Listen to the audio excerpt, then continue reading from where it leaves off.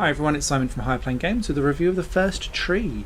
This game came out on PS4 2 weeks ago, but it was on PC for over a year beforehand, and I accidentally double dipped. I'm stupid, I didn't realise I bought it in the Christmas sale on Steam earlier this year, and had not played it, and then went, "Ooh, this looks right up my street." Silly me. So I feel doubly invested in being able to give a review of this game. It's the PS4 version that you're seeing on your screen right now. The First Tree is a walking simulator that tells the story of two separate stories that never cross over in any way, shape or form, but they kind of balance each other out in a really interesting way. You play as a fox who has lost 3 fox cubs, and you're basically meandering your way through mountains, fields, various environments, so that you can pick up their bodies essentially and take them to the first tree so that you can kind of say goodbye to their souls. And it's very poetic and very cute, and it's purposely pulling on the heartstrings. So alongside that, you then also have this verbal narrative between 2 human characters, and it's a man telling his girlfriend or wife, it's never explicitly said, or it could just be a friend, to be honest, around how he had a difficult relationship with his father, and then his father passed away, and how that's kind of brought him not back to life in such a way, but to kind of make him reevaluate and appreciate life a bit more.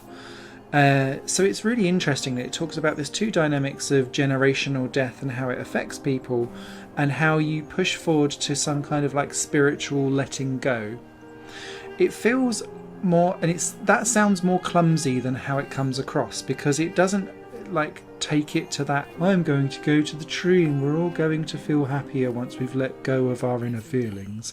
But that's kind of what it's driving home, and I felt like it done it actually really quite well. And the main kind of reason for that is the low poly graphics work really well. The fox and its cubs is just pulling on the heartstrings, but the soundtrack is absolutely phenomenal throughout, and it knows exactly when to place the music at the right time to make you go, oh no, not another body. And in particular, the ending sequence for this game is absolutely superb, and I'll come back onto that kind of like as a plus spoiler at the end of this video. Where it kind of lets down in terms of the story element is between the 2 humans, funny enough, and it's specifically the male character that's telling the story. It goes through how his life was quite difficult, and he had a difficult relationship with his dad growing up, and that typical, I'm going to rebel and I'm going to go drinking with friends, but I still don't feel like I belong. And yes, we've all kind of had those feelings. I just felt like it was melodrama for melodrama's sake. And maybe I'm a bit harsh because I've had to... I'm older now, and maybe I'm a bit more self-assured and know who I am and who I'm not. But I just felt like this guy needed a bit of a shake, and just to say, come on, it doesn't matter how much support that you get, you still have to make the choices that define who you are, and sort yourself out a little bit and commit to something instead of just being, woe is me, I'm so miserable, I was so angry I threw a cassette out the car. Anyway, moving on from the story, the other kind of downside to this game, so the story, effects, music, pretty damn good.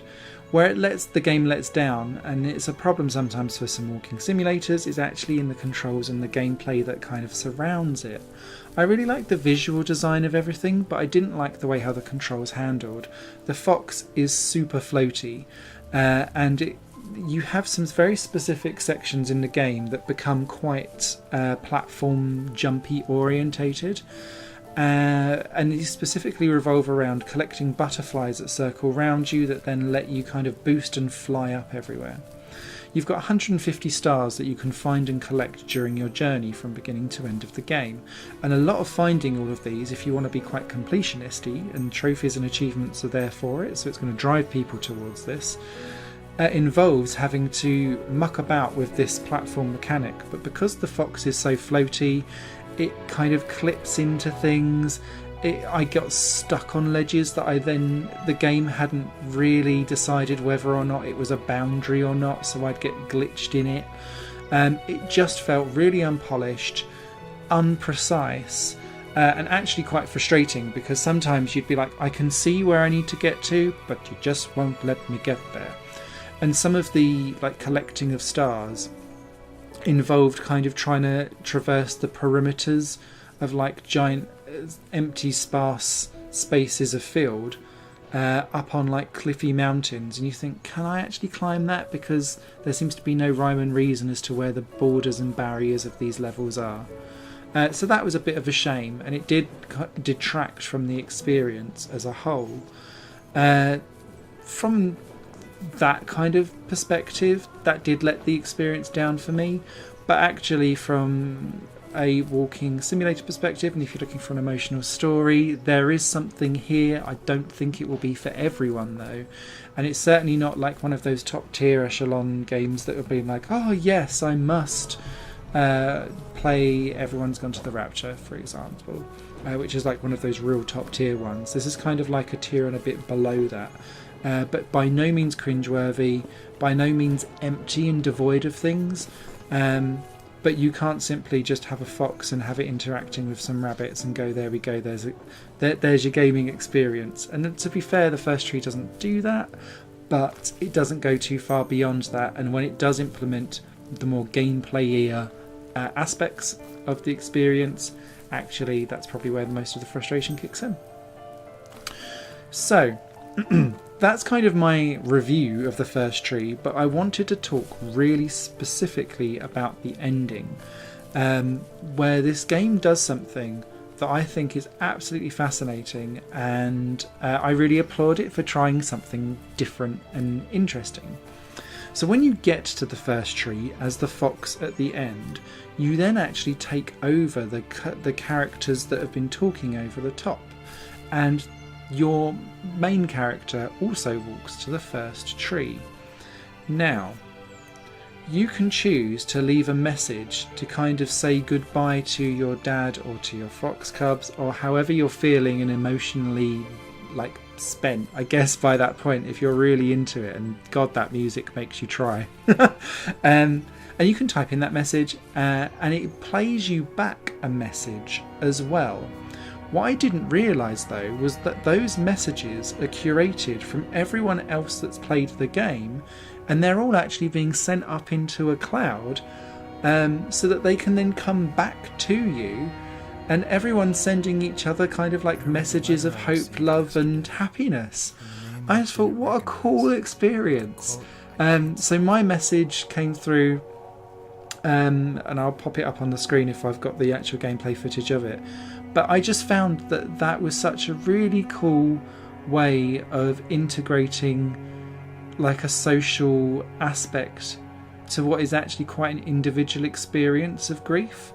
Almost like a vaguely community support aspect of the game. And I just thought it was absolutely stunning, and a really innovative way of sharing a little bit of love in the world. So yeah, I just wanted to share that with you.